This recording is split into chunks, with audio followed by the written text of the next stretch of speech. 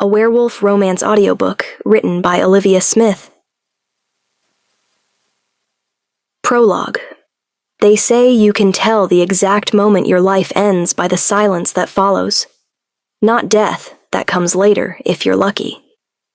I'm talking about the moment when everything you thought you were, everything you believed you could become, simply stops mattering.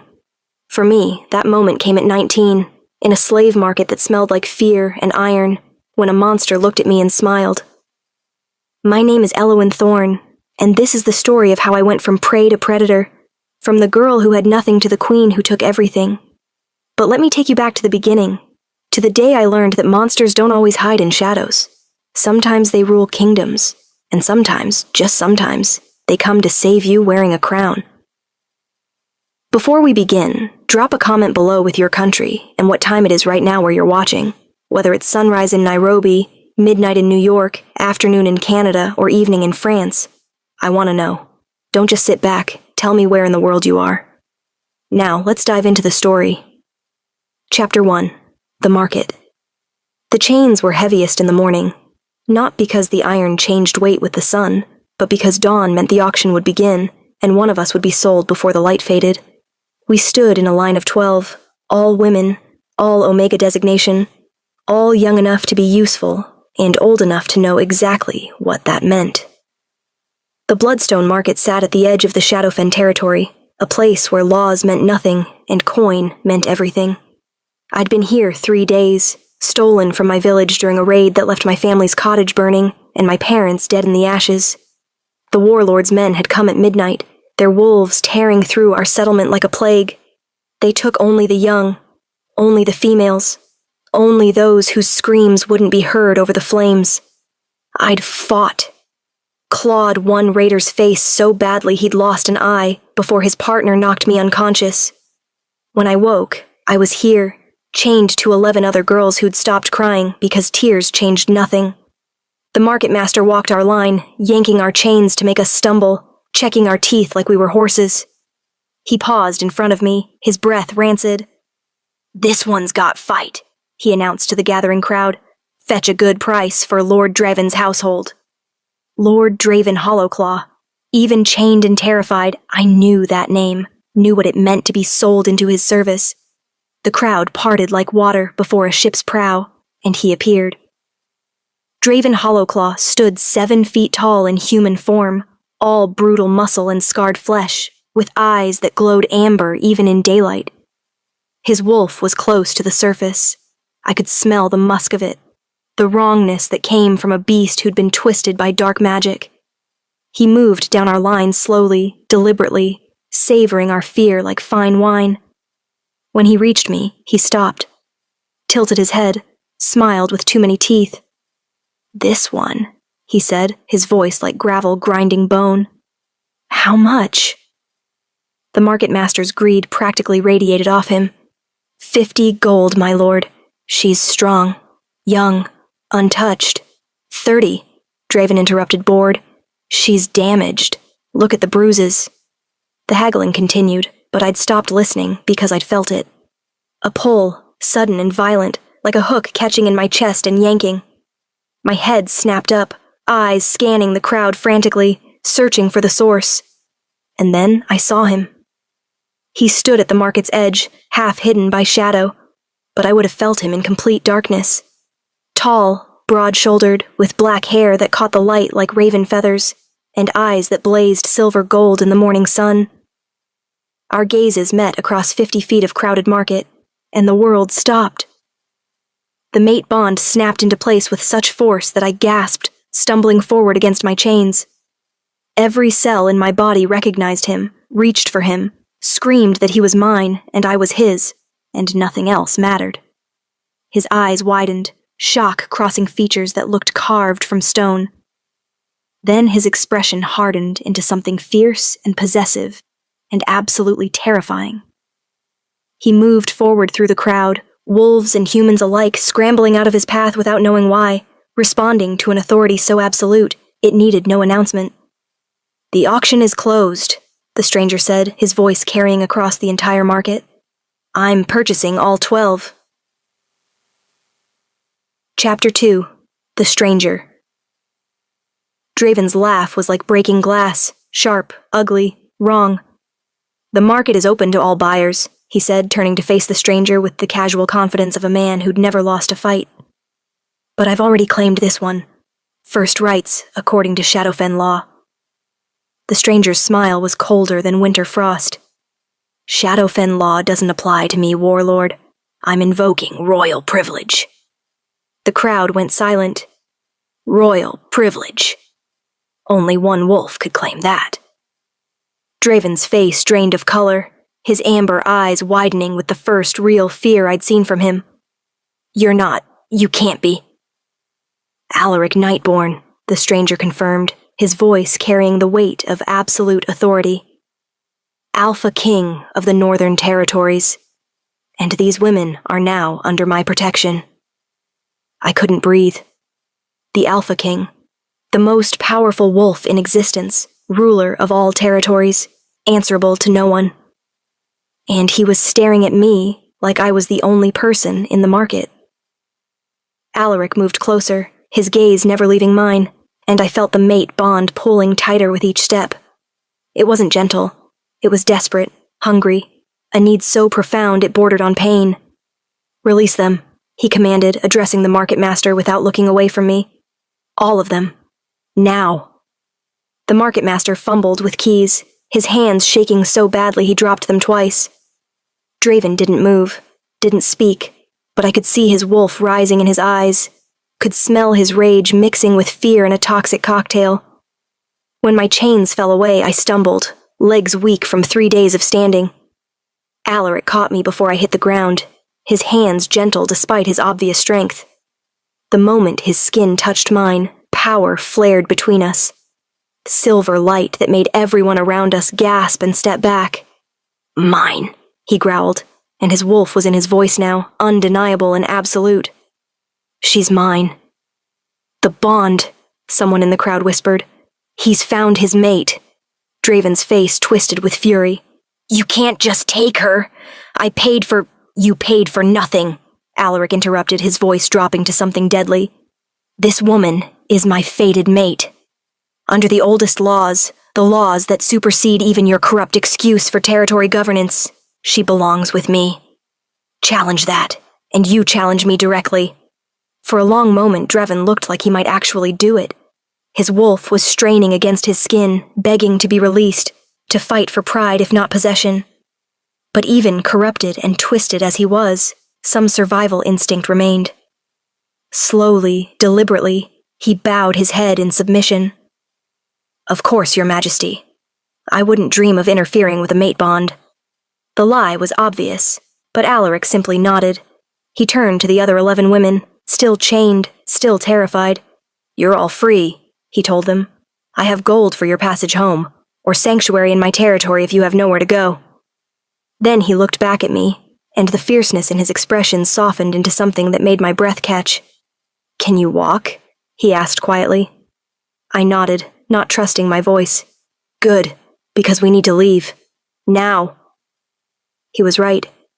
I could feel it, the tension in the crowd, the way Draven's men were positioning themselves at the market's edges, the wrongness that said violence was coming whether we wanted it or not. Alaric guided me toward the market's exit, keeping his body between me and Draven's line of sight. The other women followed, clustering close like frightened birds. We'd almost reached the edge when Draven's voice rang out. You think you can just walk away, Your Majesty? The title dripped with mockery.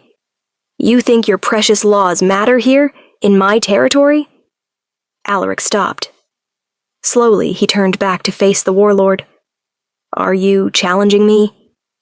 The question was soft, almost conversational.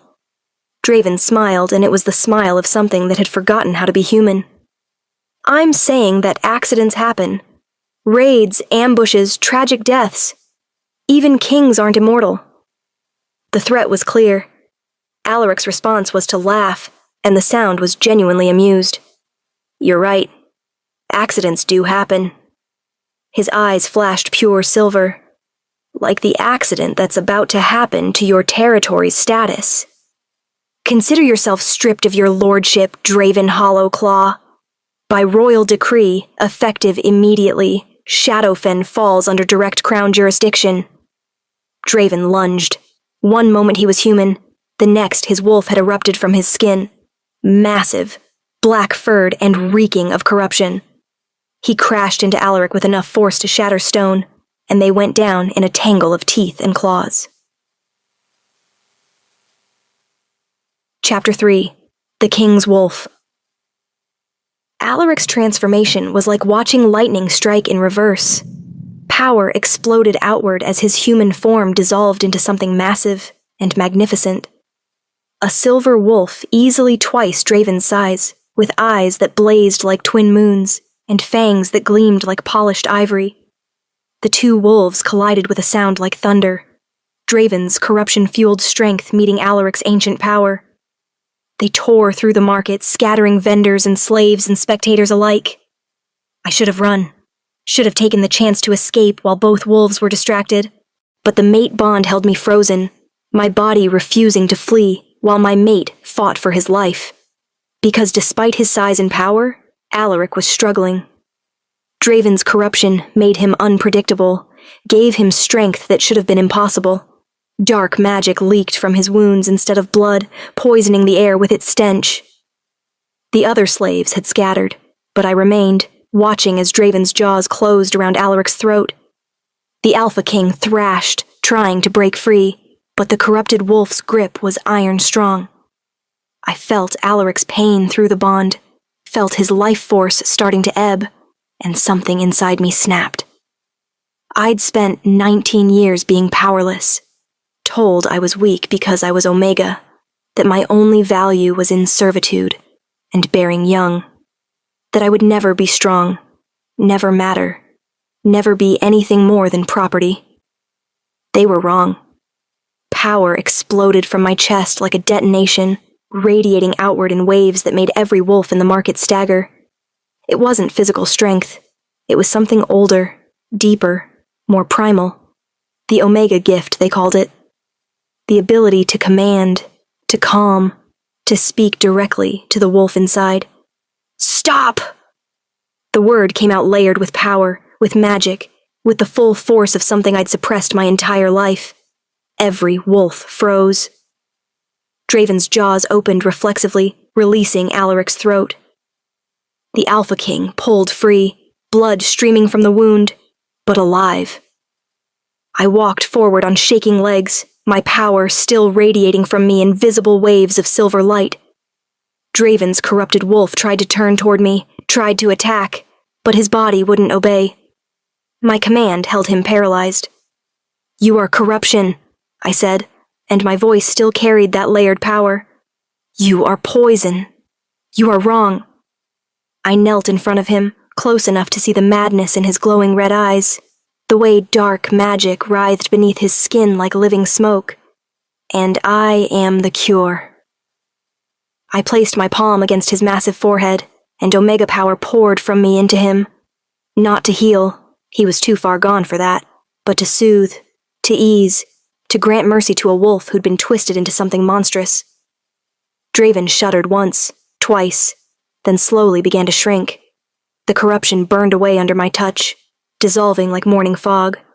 When he finally lay still, he'd shifted back to human form, and for the first time since I'd seen him, his expression was peaceful.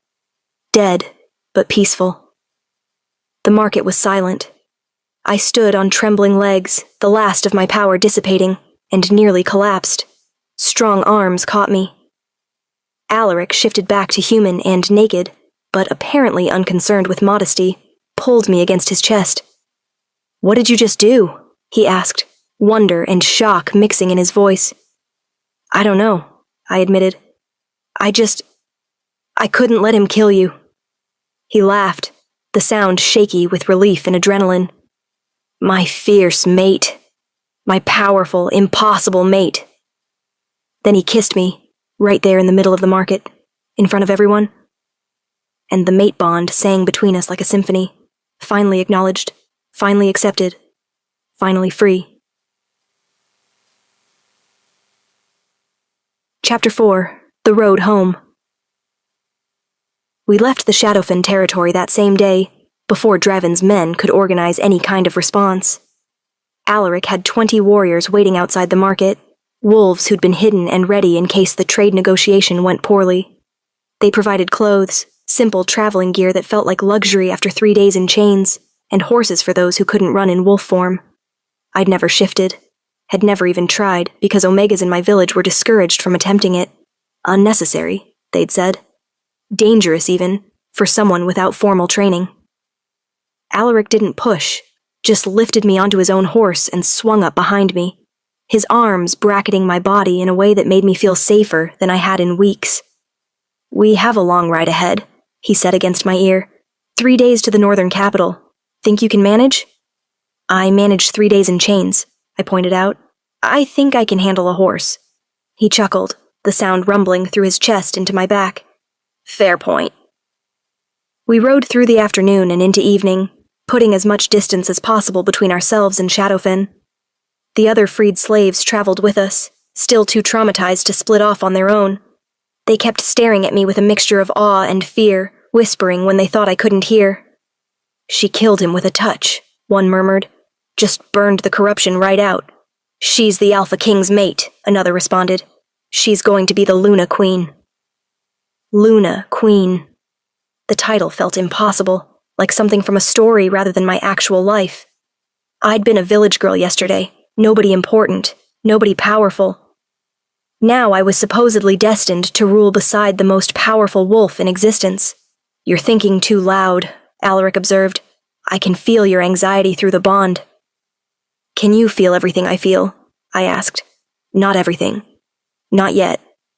The bond strengthens over time, especially after it's fully claimed." He paused.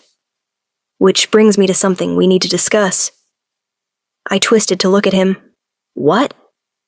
"The mate bond isn't complete until both partners claim each other, until we both choose this freely, with full knowledge of what it means." His expression was serious now, the playfulness gone. "And I won't claim you, Elawin, until you understand exactly what you're accepting." My heart did something complicated in my chest. "Tell me." "It means becoming Luna Queen, sharing my power, my throne, my life. It means being bound to me in a way that can never be broken. Not by distance, not by time, not even by death." His arms tightened around me slightly. "But it also means danger. I have enemies, wolves who resent my authority or want my power. As my mate, you become a target."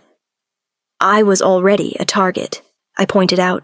"At least as your mate, I'd have a chance to fight back." He smiled at that, fierce and proud. "True, but there's more. The court won't accept you easily. They'll see you as a former slave, an Omega with no training, no bloodline, no right to stand beside me." "So, I'll prove them wrong," I said simply. "I'll learn. I'll train. I'll become what they need me to be." "You'll become what you already are," he corrected. "Strong, fierce, powerful. You don't need to change for them, Elowin.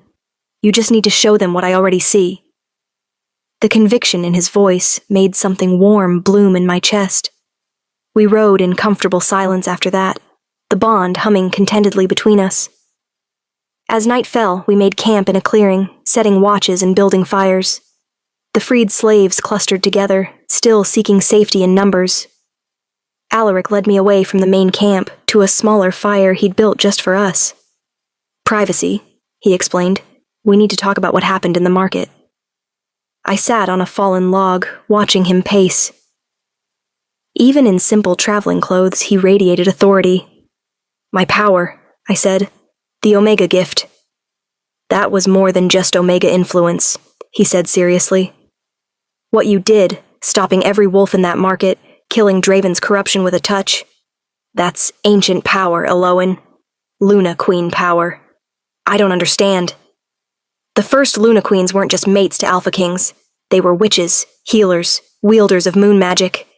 That bloodline was supposed to be extinct, wiped out centuries ago." He knelt in front of me, taking my hands. "But you carry it. I felt it. Everyone there felt it." My mind reeled. That's impossible. I'm nobody. My parents were farmers. "Your parents raised you. he corrected gently. But that doesn't mean they birthed you. Elowen, I think you were hidden, protected, given to a family who could keep you safe until your power manifested. Why? Why hide me? Because wolves with your kind of power are either worshipped or murdered, depending on who finds them first. His grip tightened on my hands. And I'm asking you again, knowing this, do you want the bond? Do you want me? Because if you do, if you claim me as I claim you, there's no going back. We face everything together. Chapter 5. The Claiming. I looked at this man, this king, who'd walked into a slave market and recognized me as his mate within seconds, who'd fought a corrupted warlord to protect me, who was now asking my permission instead of just taking what the bond said was his by right. I've been powerless my whole life, I said slowly, told I was weak, worthless, good for nothing but servitude. But you don't see me that way. I see a woman who stared down a monster and told him no, Alaric said. I see someone who unleashed power strong enough to stop a battle and grant mercy to something that didn't deserve it. I see my equal, my partner, my queen. He brought my hands to his lips. So yes, I see you. And I'm asking, will you have me? The answer rose from somewhere deep inside, from the part of me that had always known I was meant for more than village life and quiet obscurity. Yes, I said. But Alaric? Yes? I'm not going to be some decorative Luna who sits quietly and looks pretty. If I'm your queen, I'm going to change things. Laws about slavery, protections for Omegas, real reform. His smile was brilliant. I'd be disappointed if you didn't. Then he kissed me. Not the desperate, relieved kiss from the market, but something slower, deeper, more deliberate. A claiming in truth, not just in word. The mate bond flared between us like wildfire, silver light exploding outward until the entire clearing was illuminated. I felt his power pouring into me, ancient and vast, and I poured mine back into him, completing the circuit. When we finally broke apart, both breathing hard, I felt different, stronger, complete in a way I never had before. Mine, he growled, his eyes flashing pure silver. Yours, I agreed, touching his face gently. As you are mine. We stayed by our private fire for hours, talking about everything and nothing. He told me about the northern capital, about court politics, and regional alphas and the delicate balance that kept peace between territories. I told him about my village, about growing up knowing I was different, about the night of the raid that had brought me to the market. I'm going to find out who ordered that raid, he said, his voice hard with promise. No one attacks innocents in my territories. Not anymore. There will be resistance, I warned. Wolves like Draven, who've built power on suffering. Then we'll tear down their power and build something better. He pulled me closer. Together. The next 2 days passed in a blur of travel and growing anticipation. The closer we got to the northern capital, the more real it became. I was about to enter a world I knew nothing about, claim a position I had no training for, stand beside a king as his equal. The night before we reached the capital, Alaric called me to his tent. There's something you need to know, he said seriously. The court won't accept you quietly. My advisors will push for the Luna trials, a series of challenges designed to prove a new queen's worth.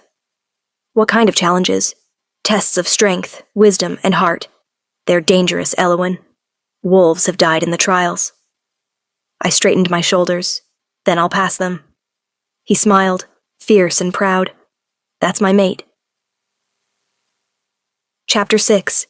The Capital. The northern capital sprawled across a mountain valley like a crown of stone and timber.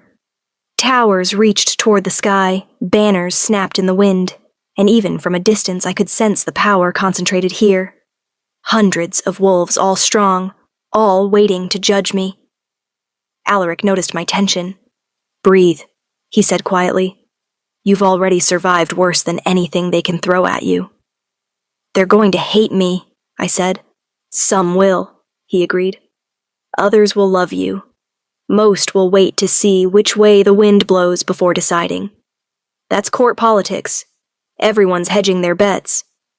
We rode through the city gates to shocked silence, then rising murmurs as people recognized their king, and recognized that he rode with an unknown woman cradled in his arms, the mate bond visible to any wolf with eyes to see. The palace was carved from the mountain itself, a massive complex of halls and courtyards that seemed to grow organically from the stone. Guards lined our path, their expressions carefully neutral, but I could feel their curiosity, their judgment, their doubt. Alaric brought me to a suite of rooms so luxurious I almost laughed. "This is where you'll stay," he said. "My chambers are through that door, if you need me." "Why separate rooms?" I asked. "Because claiming the bond and consummating it are different things," he said, his voice going rough. "And I won't rush you into something you're not ready for, mate bond or not." Before I could respond, someone knocked. A woman entered, young and pretty with copper hair and an easy smile.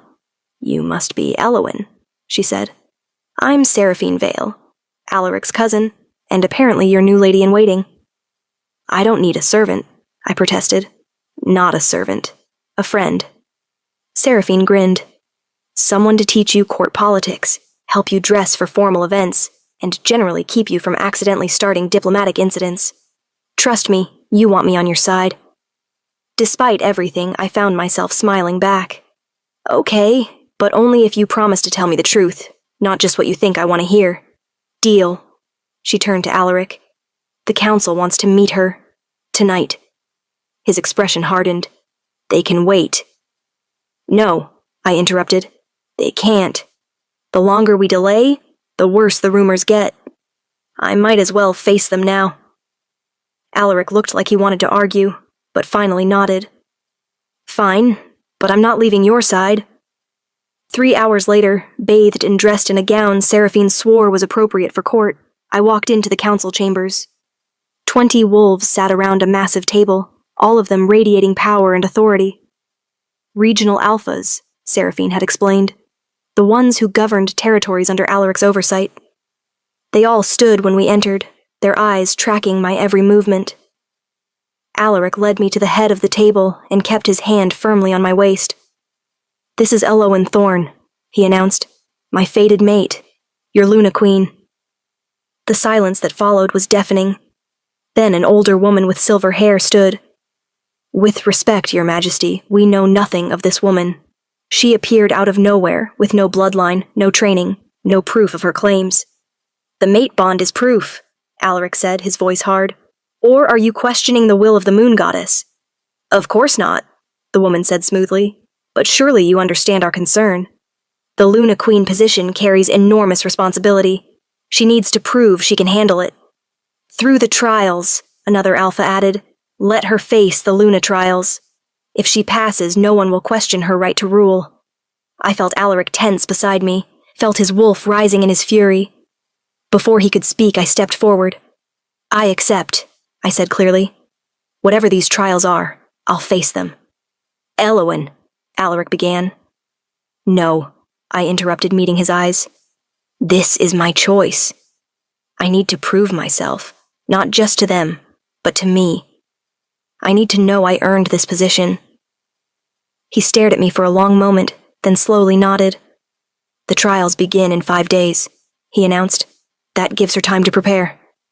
3 days, the silver-haired woman countered. 3 days, Alaric agreed through gritted teeth. Chapter 7. Preparation.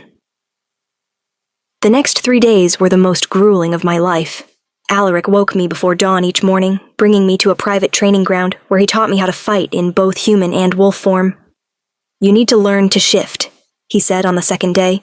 "The first trial always involves combat, and you'll be at a severe disadvantage without your wolf." "I've never shifted," I admitted. "Never even tried." "Try now." He demonstrated his body flowing smoothly from human to massive silver wolf and back again. "It's like breathing. Don't force it. Just let it happen." I closed my eyes and reached inward, searching for the wolf that should exist inside me. At first, there was nothing. Then slowly I felt her stir, not a separate being, but a part of myself I'd suppressed so long I'd forgotten she existed. The shift happened in a heartbeat, my body contorting and reshaping until I stood on 4 legs instead of 2. I looked down at myself, seeing silver-white fur and paws tipped with black claws. "Beautiful," Alaric breathed. "Absolutely perfect." We spent hours running together, him teaching me how to move in wolf form, how to use my enhanced senses, how to fight with teeth and claws. It felt like coming home to a part of myself I'd never known was missing. Seraphine handled the rest of my education: court politics, pack dynamics, the delicate art of diplomacy. "The trials are designed to break you," she explained, "to find your weaknesses and exploit them. You need to be ready for anything." On the 3rd evening, Alaric found me in the library, frantically studying historical texts about previous Luna Queens. "You should rest," he said gently. "The trials start at dawn." "I can't rest. I need to... Elowyn." He pulled me out of my chair and into his arms. "You're ready. More than ready. Trust me." I leaned into him, drawing strength from the mate bond. "What if I fail?" "You won't." His certainty was absolute. "But even if you did, even if you walked away tomorrow and never looked back, I'd still choose you. The trials don't determine your worth. They just prove to idiots what I already know, that you're magnificent." I kissed him then, pouring everything I couldn't say into the gesture. When we broke apart, his eyes had gone pure silver. "After the trials," he said roughly, "I'm going to properly claim you. No more separate rooms. No more restraint. Promise?" "Promise." That night, I barely slept. When dawn came, Seraphine helped me dress in fighting leathers, braided my hair back tight, and pressed a small knife into my hand. "Just in case," she said. "The trials are supposed to be controlled, but accidents happen." The ceremonial grounds were packed with wolves, hundreds of them gathered to watch. The entire court, plus common folk who'd heard rumors of the new Luna Queen. Alaric stood with his council at the edge of a raised stone platform. His expression was carefully neutral, but I felt his fear and pride through the bond, warring for dominance. The silver-haired woman from the council stepped onto the platform. "Elowyn Thorne," she announced, "you stand before us to prove your worth as Luna Queen. Do you accept the trials freely?" "I do," I said, climbing the steps to stand beside her. "The trials are threefold," she continued. "Strength, wisdom, and heart. Pass all 3, and you take your place as our queen. Fail even one, and you leave in disgrace." She smiled, and it wasn't kind. "The first trial begins now." The platform beneath my feet began to glow with ancient runes. Magic pressed against my skin, old and powerful and utterly foreign. "Your challenge," she said, "is survival." The world twisted, and I was no longer on the platform. Chapter 8: The Trials. I stood in a dense forest, night dark despite being morning moments ago. The air smelled wrong, corrupted, rotten, like something dead left too long in the sun. 3 wolves emerged from the trees, and I knew immediately what they were. Rabid. Corrupted. The same wrongness that had infected Draven now wore 3 new faces, and they were hunting me. I shifted without thinking, letting my wolf surge forward. The first one lunged and I dodged, using speed over strength. They were bigger, stronger, but the corruption made them clumsy, predictable. I darted in and out, striking at weak points, using their size against them. The fight felt like it lasted hours, but was probably minutes. When the last corrupted wolf fell, I stood over its body, panting and bleeding, but alive. The forest dissolved, and I was back on the platform. Back in human form, covered in wounds that were already starting to heal. The crowd was silent, shock written on every face. "The first trial is complete," the silver-haired woman announced. "The candidate has proven her strength." A healer tended my injuries quickly while I caught my breath. Alaric looked like he wanted to vault onto the platform and grab me, but he held himself back. "The second trial," the woman said, and the runes glowed again. Wisdom. This time, I didn't leave the platform. Instead, images appeared in the air around me, scenarios, problems, impossible choices. You are queen, the woman intoned. Your people face these challenges. Choose wisely, or they suffer. The first scenario showed a mother and child, refugees begging for asylum, but accepting them risked war. I thought carefully, remembering everything Seraphine had taught me about diplomacy. Grant temporary sanctuary while negotiating with their home territory. If they have legitimate reason to fear returning, offer permanent protection, and handle the political consequences. Pack law says we protect those who can't protect themselves. More scenarios came, each more complex. Questions of justice, resource distribution, handling wolves who challenged authority. For each one, I drew on my own experiences. Years of being powerless, of seeing what worked and what failed, of understanding the difference between law and justice. Finally, the last scenario appeared. A warlord has broken pack law, the woman said. Enslaved innocents. His people demand justice. What do you do? I thought about Draven, about all the wolves like him who'd built power on suffering. Strip him of his position, I said. But don't execute or imprison him. Sentence him to teach, to educate other alphas so this never happens again. His punishment is spending his life preventing the mistakes he made. The image faded. The second trial is complete, the woman announced, surprise clear in her voice. The candidate has proven her wisdom. 2 down, 1 to go. But as she announced the third trial, I knew this would be the hardest. The trial of heart, she said. This tests not what you can do, but who you are. The runes blazed brighter than before, and the world dissolved. I stood in a small cottage, familiar, my family's cottage, before the raid. My mother sat at the table, face buried in her hands, sobbing. My father stood by the window, staring at nothing, grief carved into every line of his face. Mom? My voice came out small. Dad?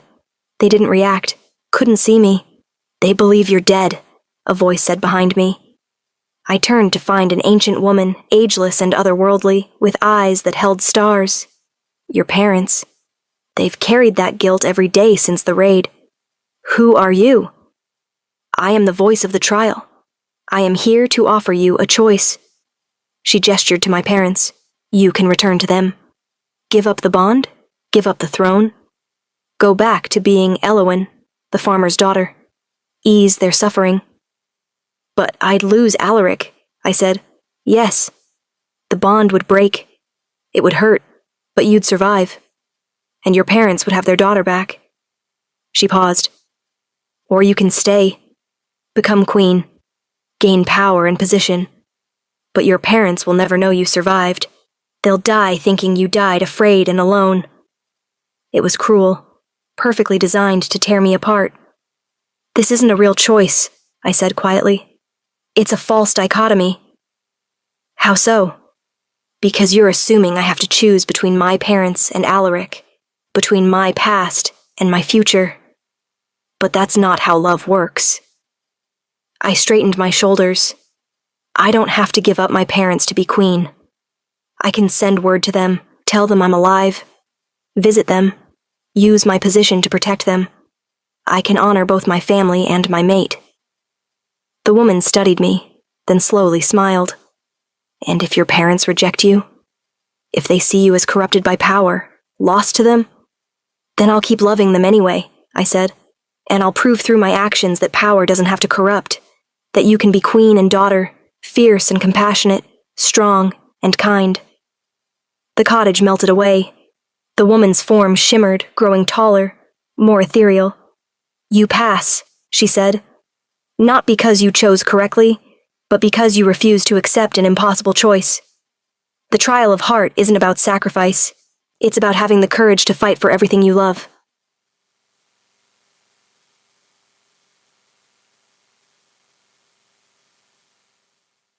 Chapter 9. The Coronation. I stood on the platform again, breathing hard, tears streaming down my face from the emotional weight of what I'd just endured. The crowd was silent, stunned. Then the silver-haired woman knelt. The Luna trials are complete, she announced, her voice ringing across the grounds. Elowyn Thorne has proven her strength, her wisdom, and her heart. She is worthy to stand as Luna Queen. The court erupted in cheers and howls. Alaric moved before she finished speaking, leaping onto the platform and catching me in his arms. "You did it!" he breathed against my hair. "Gods, Elowyn, you were magnificent!" "I told you I wouldn't fail," I managed, clinging to him. He pulled back just enough to kiss me, deep and claiming, and full of the passion we'd been restraining. The mate bond sang between us, and I felt his absolute pride, his fierce love, his overwhelming relief. When we finally broke apart, he turned to address the crowd. "Tomorrow," he announced, "we hold the coronation ceremony. Tomorrow, Elowyn officially becomes your Luna Queen." That night, there was no talk of separate rooms. Alaric led me to his chambers, our chambers now, and finally claimed me the way mates were meant to claim each other. The bond completed fully, blazing so bright that wolves throughout the capital later swore they felt it, a pulse of pure silver light that illuminated the night. The coronation itself was a blur of ceremony and spectacle. I wore silver and white, with a crown of moonstone that caught the light. Alaric stood beside me, resplendent in formal robes, his hand never leaving my waist. "Do you swear to lead with compassion?" the high priest asked. "I do," I said clearly. "Do you swear to protect the vulnerable?" "I do." "Do you swear to stand as Luna Queen, voice of wisdom and mercy, partner to the Alpha King?" "I do." The crown settled on my head, and I felt the weight of it, not just physical, but the responsibility it represented. "Rise," the priest said. "Queen Elowyn Silvercrest, Luna of the Northern Territories, may your reign be long and just." The crowd erupted in celebration. Alaric pulled me into his arms and kissed me in front of everyone, claiming me publicly as thoroughly as he'd claimed me privately. As the celebration continued into the night, I found myself on a balcony overlooking the city, needing a moment of quiet. Seraphine found me there. "How are you holding up?" she asked. "Overwhelmed, terrified, excited." I laughed. "All of it at once." "That's normal. Being queen is—" She stopped suddenly, her expression going serious. "Elowyn, there's something I need to tell you, about your parents." My heart clenched. "What about them?" "Alaric sent wolves to find them, to tell them you were alive. They're here, in the palace. They've been waiting to see you." I couldn't breathe. "They're here? Now?" "In the blue parlor. Alaric wanted to surprise you." I ran. Propriety be damned, I ran through corridors and downstairs until I burst into the blue parlor. My parents stood by the window, older and more worn than I remembered, but alive. Whole. "Elowyn!" My mother's voice broke. "Is that really you?" "Mom!" I sobbed, and then I was in her arms, both of us crying, my father wrapping around us both. "We thought you were dead," he said hoarsely. "We thought we'd lost you forever." "I'm here," I managed. "I'm alive. I'm home." We stood there for a long time, just holding each other, rebuilding connections that had been severed by violence. Finally, my mother pulled back to look at me. "You're a queen," she said wonderingly. "Our daughter is a queen." "I'm still just Elowyn," I said. "Still your daughter. That hasn't changed." "Everything's changed," my father said, but he was smiling through his tears. "You're not the girl we raised. You're someone stronger, fiercer, more incredible than we ever imagined." "Because you taught me to be," I said. "Everything I am, I learned from you." Alaric appeared in the doorway, giving us privacy but making his presence known. "Your Majesties," he said respectfully to my parents. "Thank you for coming." I thought Elowyn might want— "Thank you," my mother interrupted, crossing to him, "for saving our daughter, for seeing her worth when others didn't." He smiled. "I didn't save her. She saved herself. I just gave her the tools to do it." That night, with my parents safe in guest quarters and Alaric's arms around me, I finally felt complete. "Thank you," I whispered, "for bringing them here." "You shouldn't have to choose between your family and your future," he said. "That was never fair." I kissed him, deep and grateful. I love you. I love you too, my fierce queen. Chapter 10. 5 years later. The nursery was filled with afternoon light when I entered, finding Alaric in the rocking chair with our daughter cradled against his chest. She was 3 days old, perfect in every way, with silver eyes like her father and my dark hair. She's beautiful, I said, crossing to them. She's perfect, Alaric corrected, looking up with a smile. Like her mother. I settled into the chair beside him, watching our baby sleep. Through the window, I could see the capital spreading below us, prosperous and growing. 5 years as Luna Queen had transformed everything, not just my life, but the entire kingdom. The slave trade had been abolished within my first month. Omega protections enacted. Laws reformed to protect the vulnerable instead of exploiting them. And through it all, Alaric had stood beside me, supporting every change, fighting every battle. What are you thinking? He asked. About how different my life is from what I expected.